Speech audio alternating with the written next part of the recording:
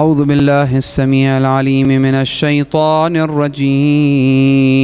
بسم الله الرحمن الرحيم.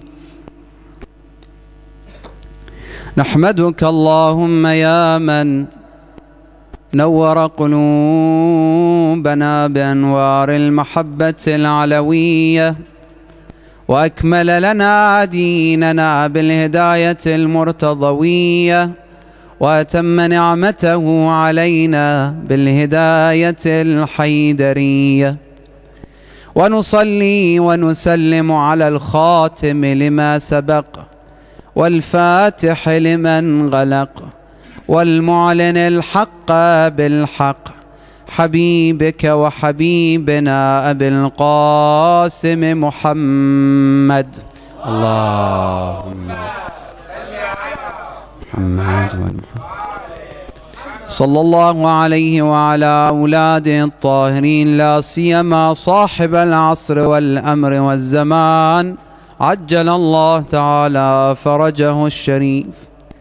قال الله سبحانه وتعالى في محكم كتابه الكريم: بسم الله الرحمن الرحيم.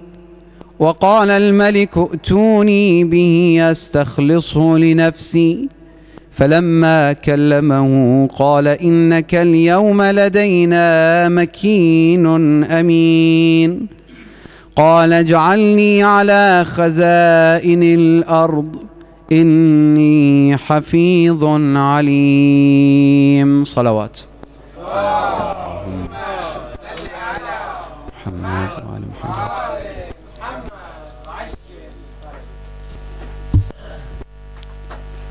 ترجمه رو به راهه.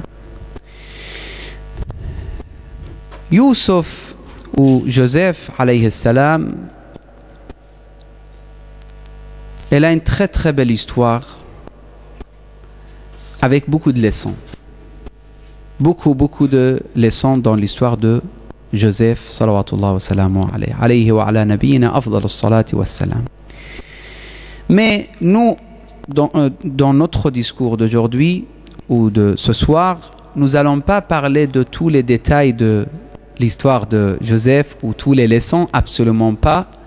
Ce qui nous intéresse, c'est deux petites questions pour ce soir qui sont très importantes quand même. Et ces deux questions, c'est par rapport à ce verset qui parle de Youssef ou de Joseph salawatullah wa alayhi salamullah wa ala nabiyina afdalus salati wa salam. Les versets nous disent وَقَالَ الْمَلِكُ أُتُونِي بِهِ أَسْتَخْلِصْهُ لِنَفْسِي. Vous connaissez l'histoire. Une fois que Youssef, je vais dire Youssef à partir de maintenant, vous connaissez, c'est pas la peine de dire Joseph, c'est Youssef alayhi salam. Une fois qu'il a eu l'importance chez le roi, ou plutôt chez Pharaon de son époque.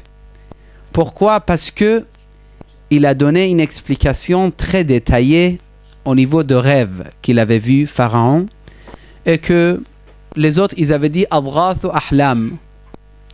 Ça veut dire, c'est des rêves que tu as fait mais sans aucun sens. Il n'y a pas de sens pour tes rêves.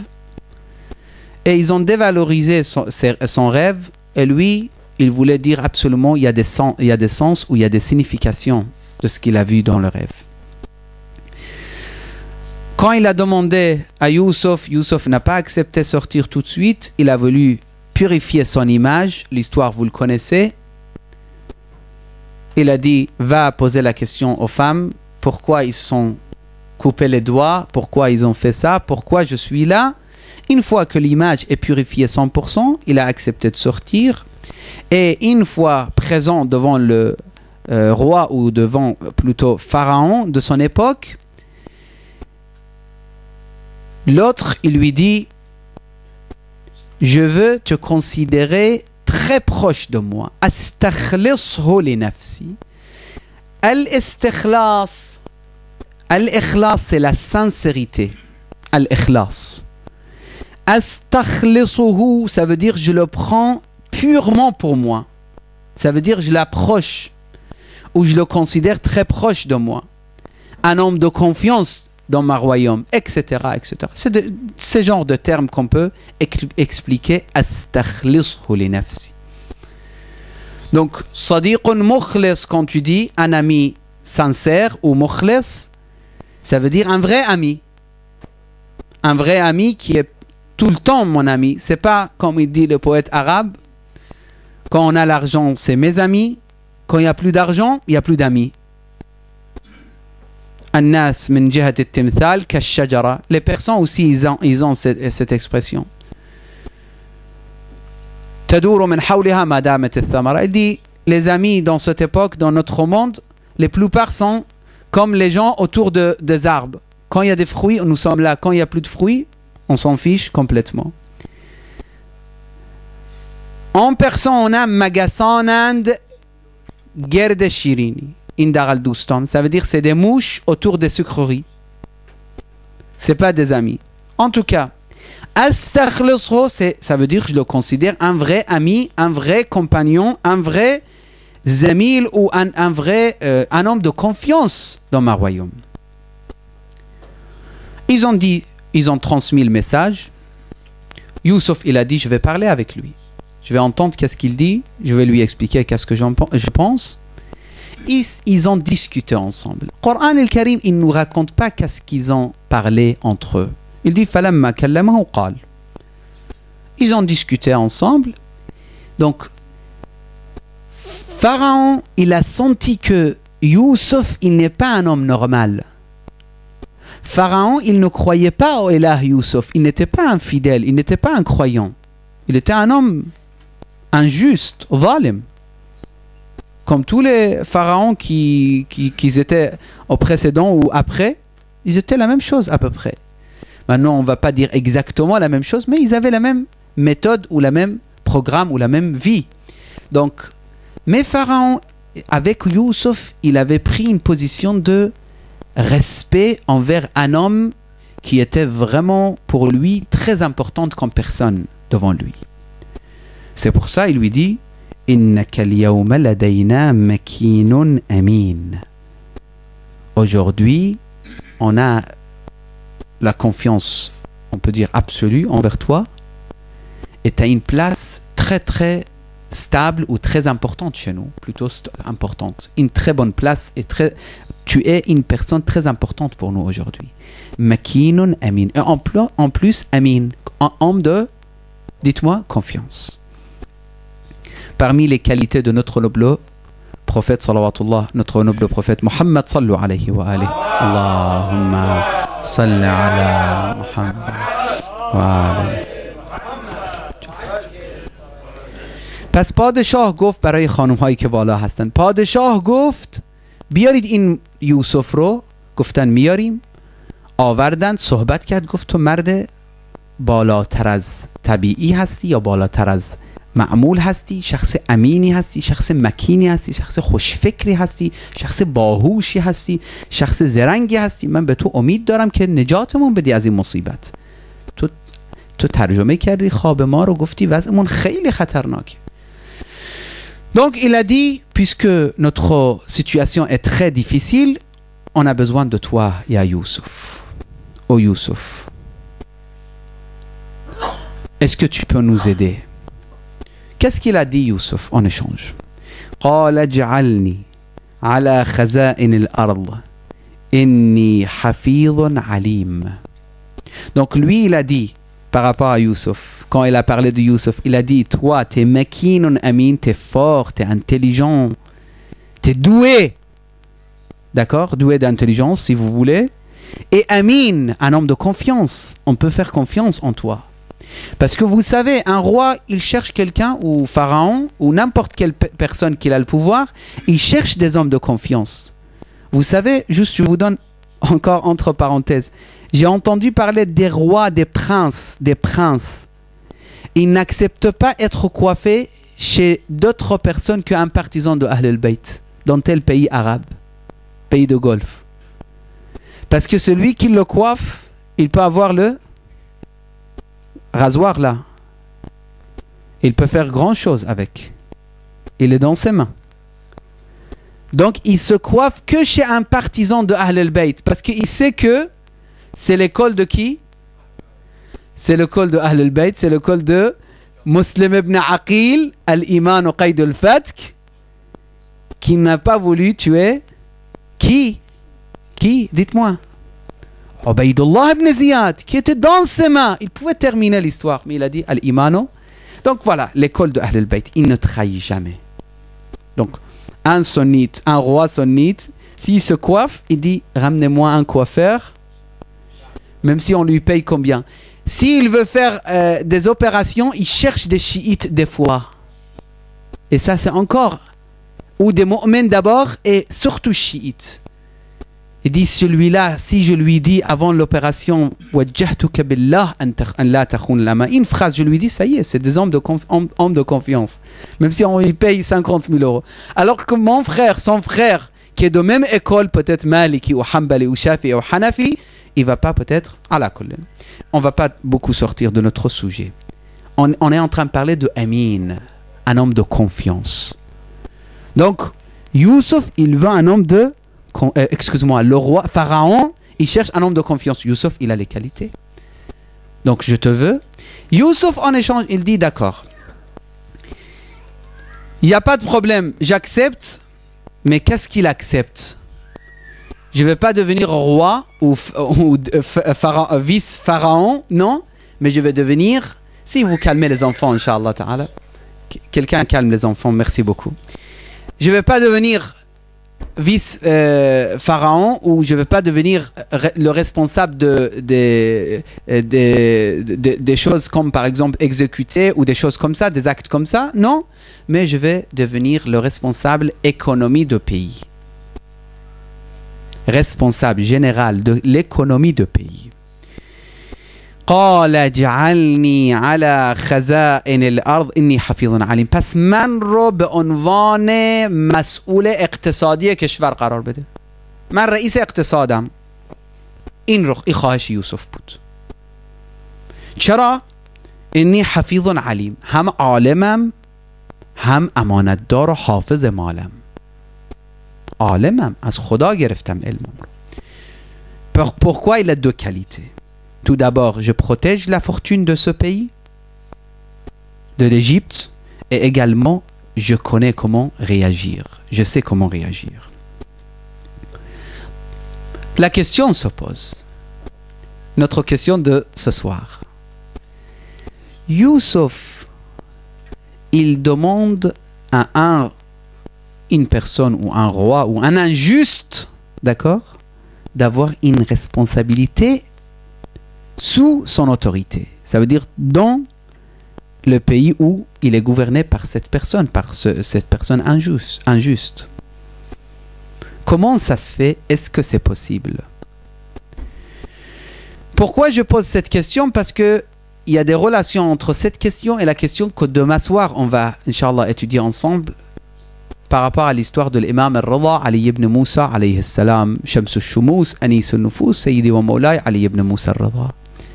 Que lui, il a accepté Wilayat al-Ahd. Il n'a pas accepté de devenir calife à l'époque de Ma'moun, et on va expliquer en détail demain. Ce soir, on ne va pas parler de ça. On va juste terminer ces deux questions. Première question. Comment fait-il ou comment c'est possible que un infaillible comme Youssouf, il demande une responsabilité d'être employé par un injuste comme Pharaon? Comment c'est possible? Là, la réponse c'est très logique. Tout d'abord, il y a muhim et aham. Il y a important et plus important. Dans toutes les questions de jurisprudence, il faut avoir cette idée toujours. Il y a muhim et aham. Qu'est-ce qui est muhim, qu'est-ce qui est aham? Ce qui est important et ce qui est plus important. Dans la jurisprudence, c'est très important de savoir. Ce qui est important, c'est de ne pas être ami ou de ne pas travailler pour un injuste. Ça, c'est important. Si un injuste, il veut nous faire travailler chez lui, on dit non. Moi, je ne veux pas travailler chez toi. Je préfère travailler avec quelqu'un qui me laisse faire la prière à l'heure. Je préfère travailler chez quelqu'un qui est juste. Je préfère travailler chez quelqu'un qui croit en Allah subhanahu wa ta'ala. Et si je travaille chez toi, j'aime pas que tu sois, j'aime pas accepter non plus de appliquer les injustices que toi tu appliques dans la vie. من حاضر نیستم پیش یک ظالم کار کنم. اگر ظالم میخواد منو کارمند خودش قرار بده و من تطبیق بکنم بگه آقا من رئیستم برو اونو کتک بزن. آقا من رئیسم پول دادم برو اون کتک بزن، برو اون سرشو ببر، برو اون فلان کن. این مقبول نیست. امکان نداره. Donc, il y a muhim et aham. Je répète. Qu'est-ce que ça veut dire important? Comme je vous ai dit, l'important c'est wa alaykoum salam wa rahmatullah. L'important c'est de ne pas travailler chez quelqu'un injuste. Mais le plus important, s'il y a des intérêts plus importants en travaillant chez quelqu'un qui est injuste, c'est pas grave. Par exemple, les compagnons de Imam Moussa ibn Ja'far, comme Ali ibn Yaqtin ou d'autres personnes, ils travaillaient chez Haroun al-Rashid. Haroun al-Rashid. Haroun al-Rashid, c'est l'homme qui a tué Moussa ibn Ja'far al-Kadhim. Mais il travaillait chez lui. Mais comment travailler chez lui? Kaffaratu amal al-sultan, c'est quoi? Ahsant.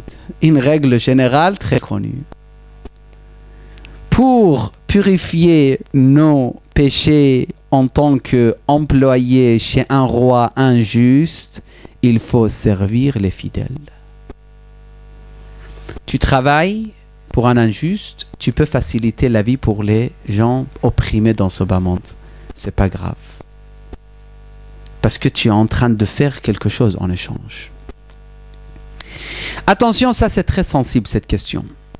Parce qu'il y a beaucoup qui vont profiter, ils vont dire alors ça y est, on peut travailler pour n'importe quel injuste et on va servir. Alors que finalement, ce n'est pas rentable. Non, la plupart du temps, il ne peut même pas servir. C'est rare les gens comme Ali ibn Yaqtin qui ont pu vraiment servir. La plupart des gens, quand ils travaillent pour un injuste, petit à petit, ils sont influencés par lui et petit à petit, ils deviennent comme lui. Attention, مواظب باشید. با این نکته خودتون رو گول نزنید. بگید با ظالمین کار میکنیم، کم کم آدم خوبی به مردم خوب کمک میکنیم، مشکل نداره. کفاره گناه این که با ظالمان کار کردیم خدمت به مؤمنان است. نه، خیلی وقتا متاسفانه با این نیت شروع میکنه آدم، بعد کم کم میشه نوکر یک ظالم، کم کم یاد میگیره از ظالم، مثل ظالم میشه، خصوصیات ظالم رو میگیره. On a des dizaines d'exemples, des dizaines d'histoires et peut-être même des centaines. La personne qui voulait être en service des mu'minines, des fidèles, donc il a dit c'est pas grave, j'accepte telle responsabilité avec un roi ou un injuste. Mais petit à petit, il est complètement parti dans l'autre côté et il a pris une autre direction. Ça c'est première question. Donc la réponse. Youssouf alayhi salam, premièrement, c'est vrai, c'est important de ne pas accepter la responsabilité au-dessus de l'autorité de Pharaon. Mais quand tu calcules qu'est-ce qui va se passer pour les peuples pauvres de l'Égypte, ils vont vivre la famine, on dit? Famine. Et ils vont mourir des centaines de milliers. Donc, pour protéger l'humanité, Youssouf, il n'accepte pas une petite responsabilité pour protéger l'humanité de son époque. Si, il accepte. C'est largement suffisant comme raison pour accepter. 2. Youssouf n'a pas accepté le fait de tuer ou emprisonner, etc. Non. Il a accepté le système économie. 3. Youssouf, il savait qu'il sera responsable 100% par rapport à ce travail. Il ne va pas être embêté à chaque moment. Vous savez, des fois, quelqu'un te donne responsabilité. ما اینو مختصر به فارسی بگم. یوسف اولا میخواست امتی رو نجات بده از مردن، از گرسنگی. 2. بعضی جاها رو من ترجمه میکنم، بعضی جاها رو میذارم حاج آقا ترجمه کنه. این قسمت رو من ترجمه میکنم. یوسف میخواست امتی رو نجات بده. قبول کرد حکم رو، اقتصاد رو، وزارت اقتصاد رو.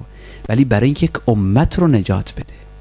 دوما یوسف یک مسئولیت خاصی رو تحمل کرد. همه چی رو که قبول نکرد. یک مسئولیت خاصی. نگفت که من حاضرم بکشم به اسم تو، زندان ببرم به اسم تو، فلان کنم. سوما دست یوسف باز بود. نه اینکه مثلا هر دفعه بگه نه پول نده، پول بده. غذا بده، غذا نده. به این نده، به اون بده. نه. Il avait la liberté absolue pour pour donner les blés et la nourriture qu'il a gardé avec sa méthode très très bien étudiée au niveau des économies et dans plusieurs aspects. Il avait vraiment étudié les choses, Youssouf alayhi salam. Et étudié avec le savoir divin. Al-Mullah subhanahu wa ta'ala. Donc, Youssouf, il avait plusieurs raisons pour accepter cette responsabilité. Et les raisons, si on les présente ici, on voit que l'importance de ces raisons-là est beaucoup plus ou est supérieure au niveau de le fait qu'il accepte la responsabilité dans l'autorité de Pharaon. Ça, c'est la première question. Deuxième question, et Inch'Allah, rapidement, on va finir notre discours ce soir. Youssouf, il a dit une phrase. Il a dit Ij'alni ala khaza'in al-ard inni quoi?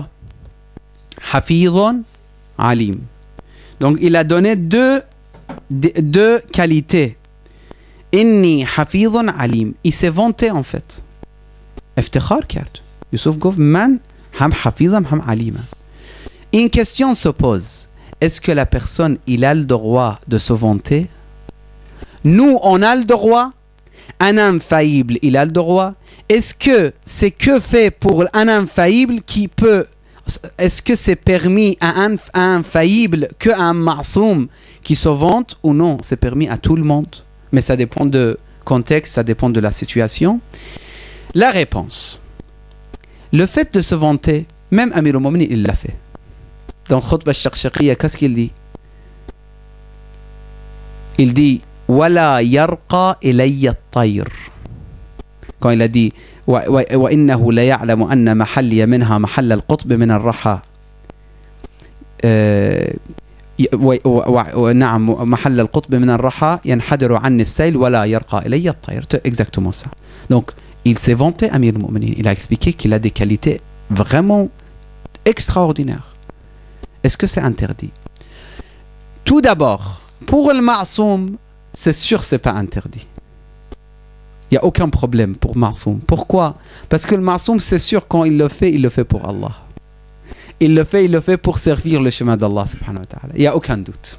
Parce que ma'soum, hatman, وقتی افتخار میکنه میگه من عالمم، من حافظم، من فهمیدم، من قادرم، من بهترینم در امت مثلا الان، مشکل نداره چون معصومه دیگه، میدونه چی داره میگه و جز برای خدا هیچ نمیگوید.